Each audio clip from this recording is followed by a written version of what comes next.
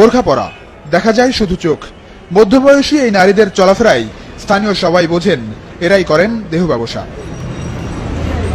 শোনেন শোনেন, হ্যালো, এই আপা, ক্যামেরায়ও ধরা পড়ল সেসব চিত্র। ব্যস্ত এই গাজীপুর চৌরাস্তায় বেশিরভাগ যাত্রী ভাসমান, অপেক্ষমান এসব যাত্রীদের কাছেই তাদের ধারণা। একজন থেকে অন্যজন বিভিন্ন কথাবার্তায় পটানোর চেষ্টা, দরদাম ঠিক হলেই একসাথে যাওয়া। অনেকক্ষণ ক্যামেরা ধরে রাখার পর মিলল সেই চিত্র।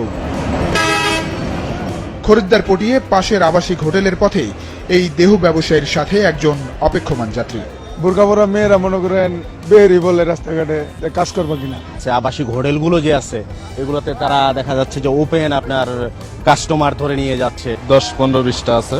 মা বোনদেরকে নিয়ে মার্কেটে আসি মার্কেট করার জন্য, তো ওদেরকে দেখলেও আশেপাশের লোকজনেরা ওই রকমই সন্দেহ করে যে এগুলো মনে হয় ওই মেয়েদের মধ্যেই পড়ে। পুলিশ টাকা খাচ্ছে, তাই না? না হলে তো ওপেন চৌরাস্তার ভিতরে ওপেন ওরা এ ধরনের কিছু করতে পারে না। যারা দিন আনে দিন খায় সেসব রিক্সা চালক, সিএনজি চালকদের কাছেই বেশি যাওয়া আসা তাদের। অবশ্য স্থানীয় ব্যবসায়ীদেরও অজানা নয় বিষয়টি। তবে এ বিষয়ে প্রশ্ন করতেই বিব্রত সবাই। বলছেন চৌরাস্তার পরিবেশ রক্ষায় বন্ধ হওয়া উচিত এই অসৎ কাজ। জিজ্ঞেস করে যে কাজ করবা নাকি, তখন আমরা তো আর বুঝি না, আমরা এই জায়গায় কই যাই মনে পরে কই যাই কাজে 500, 700, 1000 এরকম যাত্রীদের নিতে পারে।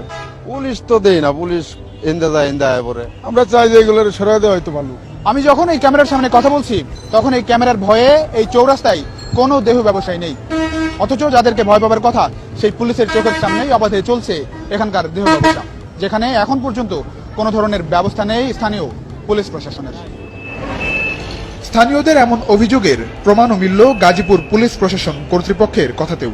এটা আছে, এটা এখন একটা মানুষ, একটা মহিলা যদি বোরকা পরে রাস্তা দিয়ে হাঁটে, যতক্ষণ পর্যন্ত না আমি তাকে কোনো অবৈধ কাজে না পাবো ততক্ষণ পর্যন্ত তাকে আমি চ্যালেঞ্জ করতে পারবো না যে সে প্রস্টিটিউট ওর সাধারণ নারী।